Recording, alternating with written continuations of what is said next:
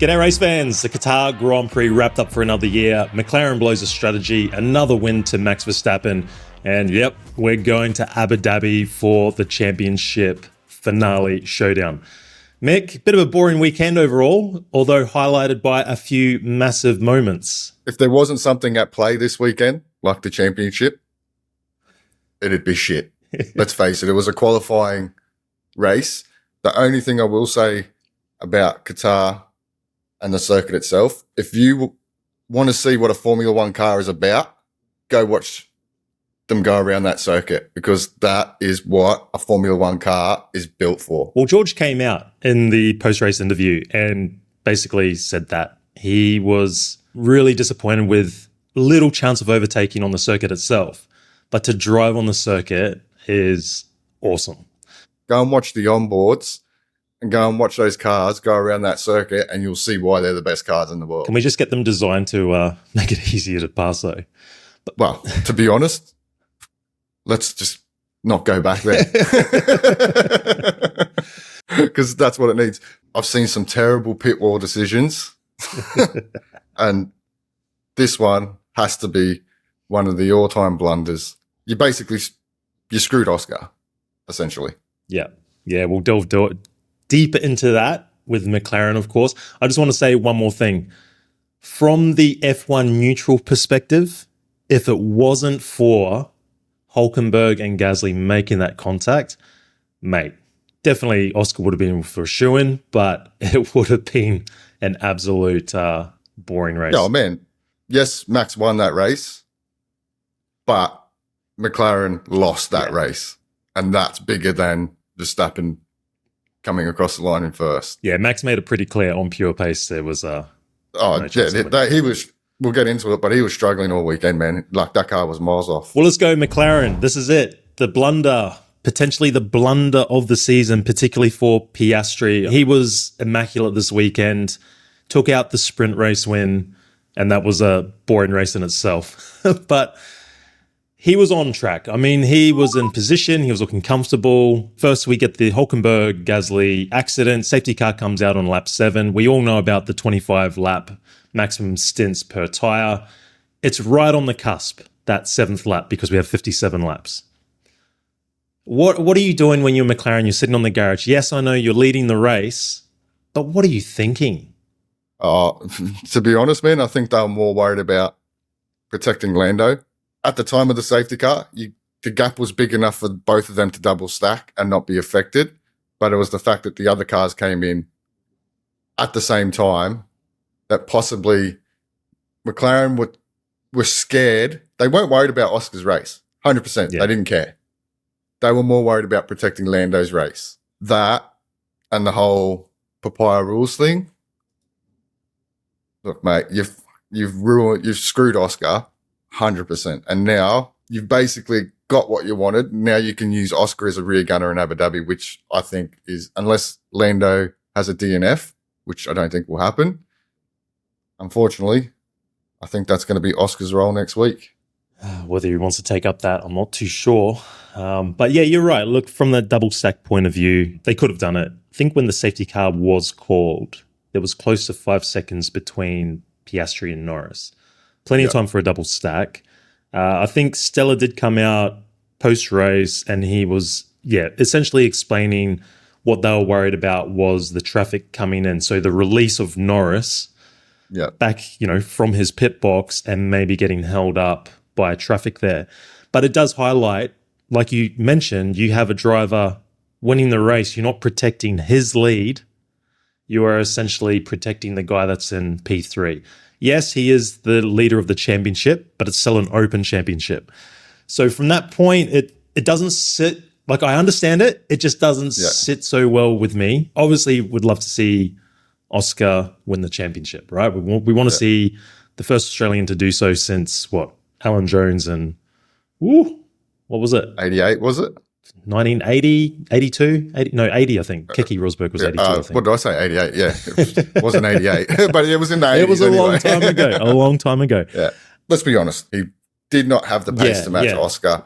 And you saw after that pit stop, after that yellow flag, the safety car, spit it out. After the safety car, mate, Oscar's pace was off the hook, man. Yeah. Sector 2 and 3, he was just blowing the doors off the field, man. So not only that, when you did make the final stop, you put him on to a hard tyre, you would have seen that Max was managing his tyres, right, throughout that stint. Why didn't you risk it? Yeah, with the soft at the end. Yeah. Yeah, I was a bit surprised. I was a bit surprised by that they didn't go. I guess the only thing looking back at it, they didn't have a lot of data to go off. They were probably looking at, I think it was Hamilton and Hülkenberg were the only two guys to start on the softs. They only got, 7 laps out of it because of the safety car. But you're thinking, you'd be looking at that data going, okay, what's the pace like? And then you're taking into account the fuel loads.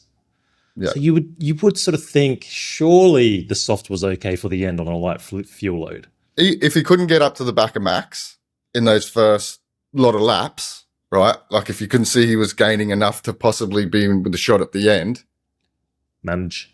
Just tell him, back off, man. Manage your tyres until the end. Yeah, I think in hindsight, it was probably worth the risk to go down the soft man, route. 100%. But I'll tell you what, Lando was lucky, man. He got that extra 2 points from Kimi at the end there when Kimi made the mistake. Yeah, and let's be clear, Kimi did make the mistake because it was pretty bit controversial at the time because as the TV cut, it almost looked like he just moved over. But imagine if George was up there and imagine if Charles had a half-decent car and was up there as well. Lando might not have been so lucky. Well, yeah, those 2 points could be mighty important. Well, I think they will be mighty important because before that, the pressure on you in Abu Dhabi is basically you need to finish second. Yeah. Now I think you only need to finish third at worst. Yeah. Yeah. That's still a shit ton of pressure and pressure that wasn't needed and pressure that was created from the team. I would say this is the first weekend I've seen Lando. He's been very relaxed. He's been very chilled and probably this is the first weekend where you could probably tell the pressure is starting to mount a bit. I think it was because he wasn't as quick as he has been. Yeah. And he hasn't been as dominant. Look, this track, mate, for Oscar, he needs tracks like this all year. High downforce, long, fast corners, man. That's Oscar's wheelhouse. And we saw it this weekend, man, because he was so fast this weekend. Yeah, he was pretty disappointed. He put it down as probably one of his best ever drives, weekends, and then just to be blown apart by poor strategy. Yeah, easily, he was not going to be touched. Yeah. Well, what do we got points wise? It's 408 for Lando, 396 for Max, 392 for Mr. Piastri. So anything can happen this coming week. Oscar's done, mate. Oh, I don't know. There's still a little bit of hope. Hey, look, yes, there's hope, but come on, man. Let's be realistic. Do you really think if Oscar is in third place and Norris is in fourth, Max is leading, they're not going to tell Oscar to get out of the way? Well, of course, yeah. Oh, look, he's going to need luck. He's going to need luck. DNFs, that type of thing. Well, he's going to need a DNF. Yeah. He's going to need DNF from both. But look, we have seen some pretty crazy things at Abu Dhabi 2021. Surely there's... Well, Michael Massey isn't there this year, so he can't affect the race. Oh, there's other ways to affect it, Mick. We'll see. We'll find out. Now, let's go Red Bull. Another great win for Max. I believe it's his 70th Grand Prix when, mate, championship team, they get the big moments right. Great strategy call. Max admits, on pure pace, probably wouldn't have won it. He wasn't happy with the car, though, for most of the weekend. He was bouncing, hopping. Yeah, he was struggling with that car. Like you said, bouncing, then into aggressive understeer on turning, which then, was just terrible when they managed to turn it around in the sprint. Look, that's the difference between someone that's won 4 championships on the trot compared to a team that hasn't won a driver's championship in a long time. Yeah. Right? Like you said, they make the decision on the spot and they just deal with it. They're aggressive. They're smart. Very rarely get it wrong. And all Max had to do, once he saw they didn't make the pit stop, he just knew he had to just sit there and just manage the tyres. That's all he had to do. Yep. But on pure pace, yes, they weren't going to win the race. Better weekend for Yuki, though. On the other side, he came out swinging hard.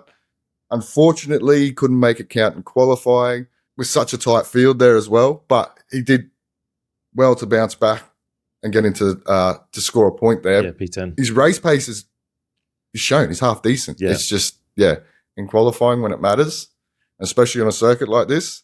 If you don't qualify well, yes, he qualified well in the sprint race. I think he qualified. Well, he out-qualified Max for the first time in the sprint race. Yeah, that's right. 5th and 5th. Yeah. For the sprint. I think it was. Yeah, so a better weekend from him. He definitely needed it. Yeah, big one for Yuki. It was a great qualifying effort for that sprint race. Did his job in the sprint.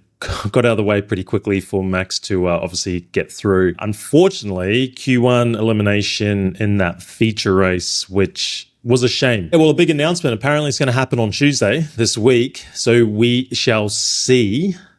You still think it's bye-bye, Yuki? Yeah, sayonara, bro. Sorry, man. It's hard to know because, you hear these different stories regarding Honda maybe wanting to try and tie something up with Red Bull regarding Yuki's future. Oh, look, at best, a reserve driver role. Yeah. At best. You have not done enough to stay in that seat. You go back to Racing Bulls, man. What, that would be 6th or 7th year in that team now? Yeah, well, this year was his 5th year, coming into 6th year next year. Like, it's time to blood someone new. Yeah. No, because essentially that's what that team's about, right? Yeah. No, I agree with you there. And well, let's go on to Racing Bulls. Let's give them the promotion today just because of the announcement or the impending announcement. Poor old Hadjar, mate. I haven't listened to his radio yet. Did you happen to listen to it? Did he lose his shit on the radio when he got that puncture? Because that was, it's one of those things where great race. Well, he was on for 6th. He was on for 6th, and 3 laps ago? It was the element. Front end plate. Yeah. Came off, punctured the tyre. Went under the tyre, punctured the tyre.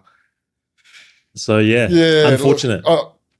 Good weekend. Good weekend for Hadjar. Not a bad weekend for that team, really. Yeah. I felt like the overall package was a lot better. Like we said, their one-lap stuff of late has been really good, and then they've struggled in race pace. And I felt like this weekend, bar sprint and sprint qualifying, their package is actually pretty good. They had good one-lap pace, but pretty decent race pace, So Lawson, man, did a good job.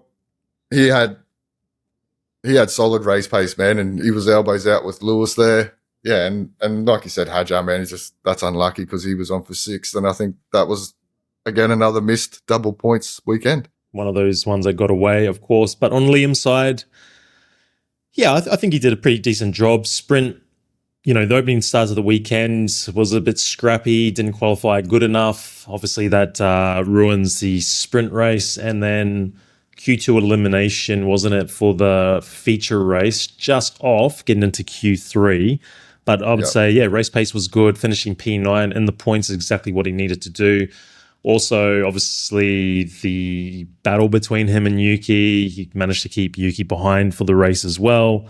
Even in the sprint, man, he got dudded, man, by getting told to give that place back. With Charles Leclerc. Charles was never going to make that corner. Yeah. What was he supposed to do? Just sit back and not have a crack? I guess in hindsight, yes, it wasn't for a point. But even still, man, like, these rules need to be looked at because that was shit. Charles was never going to make that corner. No, not at all. So for me, Lawson was entitled to have a go around the outside because Charles had made the mistake. Yep. Yeah, he made the mistake in the lead up, and Lawson had the clear run. So, and Lawson is the guy that gets punished. Yeah, I just think they had a pretty solid package this weekend, and it was just unlucky for Hadjar in the end because he missed a big bag of points there with that puncture. Well, we know he's definitely on the grid next year. He did let that out, and I think one of the pre-race interviews, surely it's going to be in that Red Bull seat. Surely. Yeah. Has to be. Yeah. Oh, let's find out, hopefully within the next day or two. Now, promotion. You got to give a big promotion to Williams here. Carlos Sainz, P3 in the feature race. Mate, he's still winning that battle with Albon because Albon, outside of the points, finishing P11 in the feature. One more race to get it right, Albon, because, mate, Carlos is on fire over there. he's got himself into a zone, man, and he's just maximising the package that he's been given. They were interesting, man, because they were a lot faster than what they thought they were going to be. Even I didn't think they were going to be as quick as what they. I knew they'd be in and around the 10, but I wasn't expecting them to be quite as quick. Albon's side, Albon's still struggling with qualifying, man, and getting those tyres into the window. Yeah, he's struggling. That's his 7th race in a row now with no points. But they have sealed that 5th in the Constructors. Look, not taking nothing away from Albon, because he's probably more of a reason than Sainz as to why they're in that position. Yeah, well, first half of the season he was on fire. He was on fire, right? So now it's Sainz' turn to carry that team. Good strategy from Williams. They jumped Kimi in that first lot of pit stops, and he just did what he needed to do, man. He had the pace. Look, obviously that circuit doesn't create good overtaking, so it was a bit of a DRS train. So I'm not 100% sure, all things being equal, whether they would have, let's say somewhere like Spa. Yeah.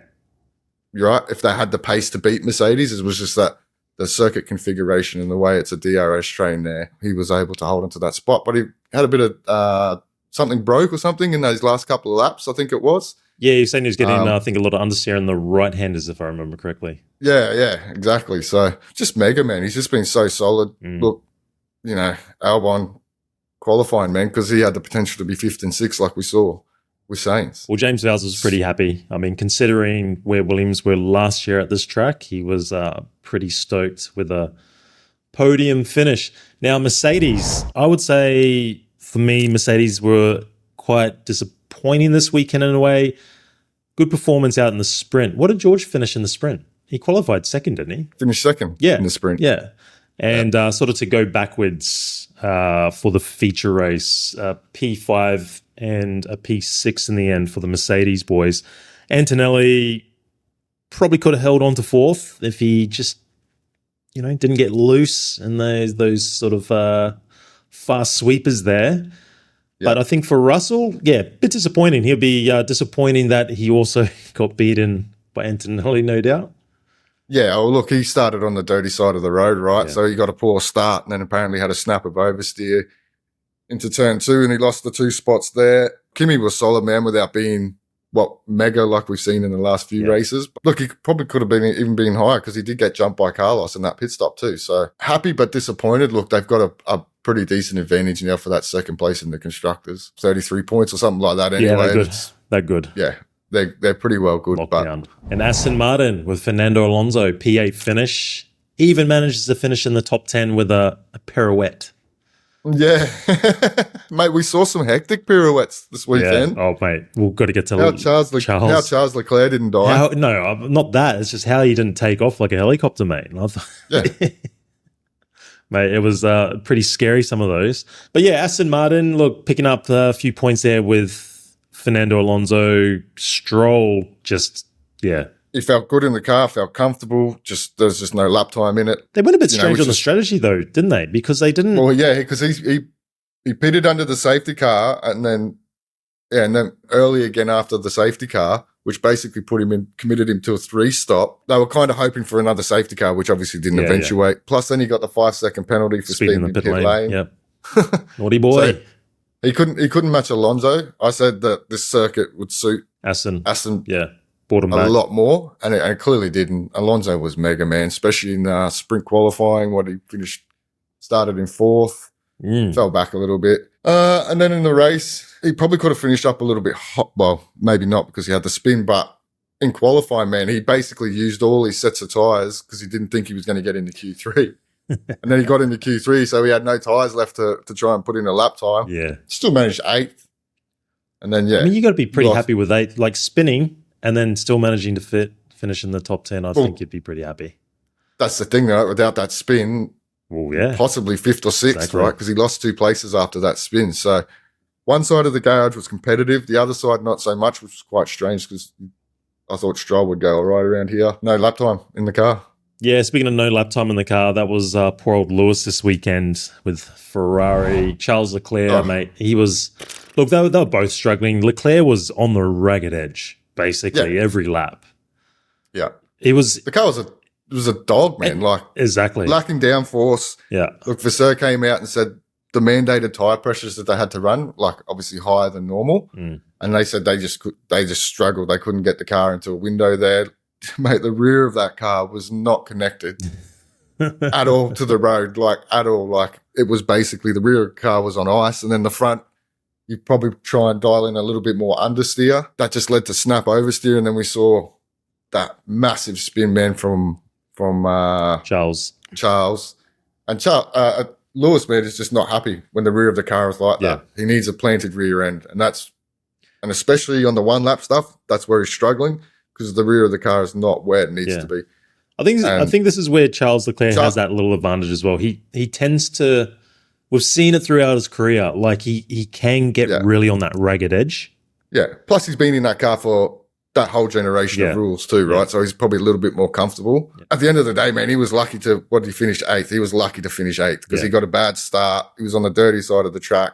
If it wasn't for Gasly, Hulkenberg, and then Hadjar, he would have finished outside the points. Yeah, struggling. So that car was a piece of shit this weekend. But for Lewis, another Q1 elimination in the feature race.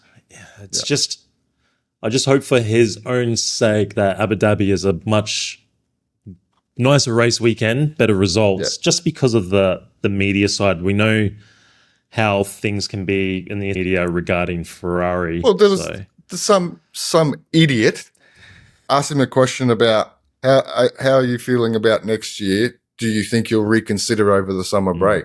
And Lewis was just like, no, I'm excited about driving a new generation of car because this generation of car for me is shit. It's one of the worst generations of cars that he's driven. Yeah. I think he said, I can't remember what year it was. 2009 he didn't like as well. 09 he didn't like. Yep. And he said, this one's probably worse than that one. Yeah. He said, because at least in 09 they had good tyres. Nice grip and Yeah, hopefully he just has a nice quiet weekend. Look, to be honest, he'll just go there and just go through the motions. I think and just get the weekend out of the way so he can move on to 2026. But that car's a dog, man. Like it was so bad. Let's just move on from Ferrari. Honestly, let's just move on from Ferrari. They're just throw that thing in the bin. 2025's greatest disappointment. Man. Disappointing. Kick Sauber. Bortoletto, well, he finished the race, which was good. 13th in the end. Hulkenberg. Sprint, what did he finish? He qualified 14th, finished 16th. Look, he ran wide in the final corner, and that killed his qualifying in the sprint. So, DRS train, not much you could do. Gabby got the better of him in that one. Yeah. Well, Gabby had to take that 5-place grid penalty from his. So he ended up starting 19th because he qualified 14th. And Hulkenberg, man, he only missed out on Q3 by like 0.003 of a second. That's how close it was. Yeah. And it sucks because he was on for points, man. Yeah. And then he was one of the only cars really moving forward. Yes, Lewis he made some positions at the start, but then lost them in the pit stop.